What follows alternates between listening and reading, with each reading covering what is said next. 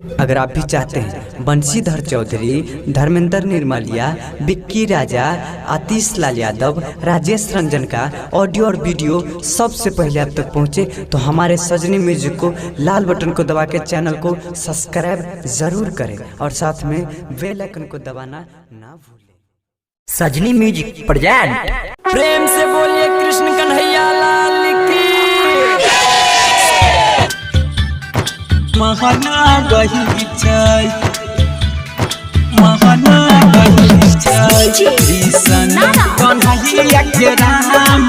Presented by Virat Music। खुशी के ठिकाना नहीं छै, यशोदा मैया के राम। खुशी के ठिकाना नहीं छै, यशोदा मैया के राम। खुशी के ठिकाना नहीं छै, यशोदा मैया के राम।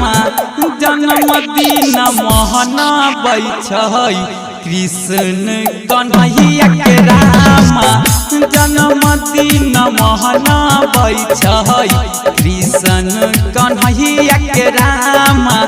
जन्मदिन मनाबै छै, मनाबै छै, मनाबै छै कृष्ण कन्हैया के राम। जन्मदिन मनाबै छै। जगमग करहि राजा नंद के दुआरा, हाथ में बसरी चंदन सोहै छै लीलारा, सोहै छै लीलारा। जगमग करहि राजा नंद के दुआरा, हाथ में बसरी चंदन सोहै छै लीलारा। चारू ओर गोकुल में बजै छै बधैया हो रामा। चारू ओर गोकुल में बजै छै बधैया हो रामा।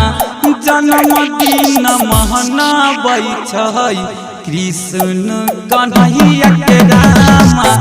जन्मदिन मनाबै छै कृष्ण कन्हैया के राम।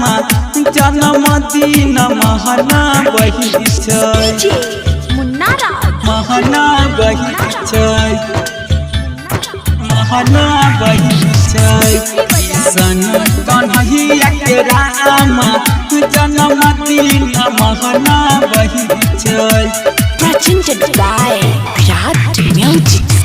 सबके भगती भाव में भेलहि मगन यो, राइटर दिल खुशरू हम लिखहि भजन यो, लिखहि भजन यो। सबके भगती भाव में भेलहि मगन यो, राइटर दिल खुशरू हम लिखहि भजन यो। राजेश रंजन बनलै एही से गबैया हो रामा। राकेश सत्यम बनलै एही से गबैया हो रामा।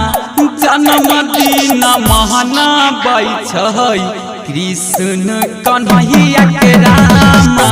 जन्मदिन मनाबै छै कृष्ण कन्हैया के राम।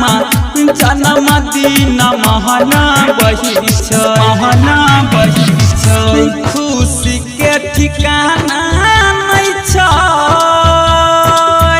यशोदा मैया के राम। खुशी के ठिकाना नहीं छै, यशोदा मैया के राम। खुशी के ठिकाना नहीं छै, यशोदा मैया के राम। जन्मदिन मह महनाबै छै कृष्ण कन्हैया के रामा जन्मदिन महनाबै छै कृष्ण कन्हैया के रामा जन्मदिन महनाबै